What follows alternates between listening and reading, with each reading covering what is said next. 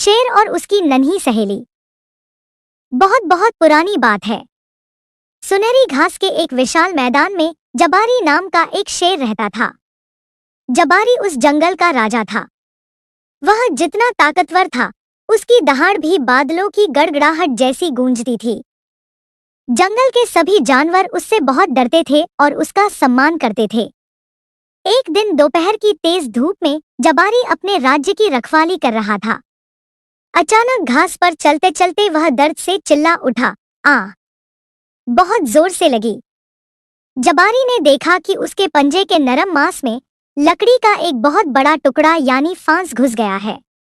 दर्द के मारे उसकी आंखों में आंसू आ गए। जंगल का राजा होने के बावजूद अब वह ठीक से चल भी नहीं पा रहा था। वह उदास होकर एक पेड़ के नीचे बैठ गया। तभी वहां से लुलू नाम की एक जिराफ गुजरी। लुलू की गर्दन बहुत लंबी थी और वह बहुत दूर तक देख सकती थी। जबारी ने उसे देखकर दुखी आवाज में कहा, लुलू बहन, मेरे पैर में एक बड़ा कांटा चुभ गया है।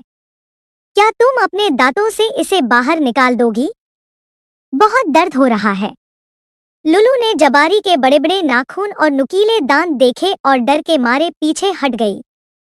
उसने सोचा, बाप रे, अगर दर्द की वजह से जबारी गुस्सा हो गया और मुझे काट लिया तो? लुलू ने डरते डरते कहा, माफ करना जबारी, इस वक्त तुम बहुत गुस्से में लग रहे हो। मुझे बहुत डर लग रहा है। यह कहकर लुलू वहां से तेजी से भाग गई। जबारी का मन बहुत छोटा हो गया। थोड़ी देर बाद पेड़ की टहनी से उतरकर किकी नाम का एक बंदर आया।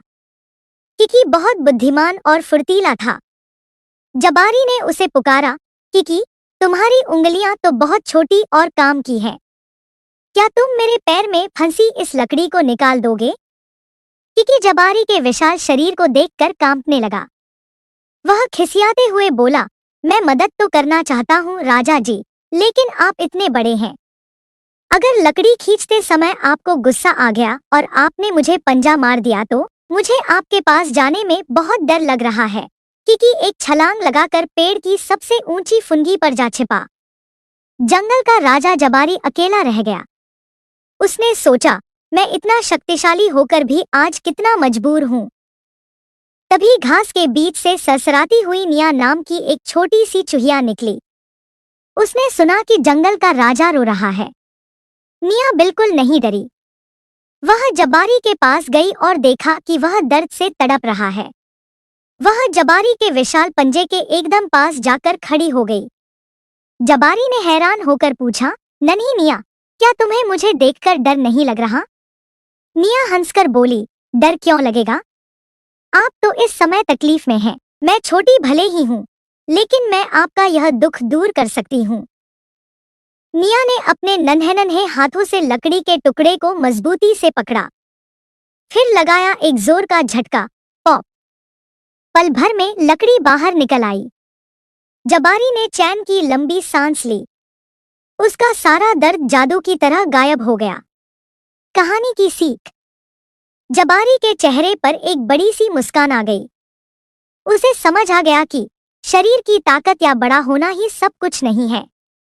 मुसीबत पड़ने पर बड़ों को भी छोटों की मदद की जरूरत पड़ सकती है। ताकतवर होने से ज्यादा जरूरी साहसी और दयालु होना है। उस दिन से विशाल शेर जबारी और नन्ही चूहिया निया पक्के दोस्त बन गए। वे सारा दिन धूप में साथ खेलते और जंगल के सबको सिखाते कि दोस्ती में कोई छोटा बड़ा नहीं होता।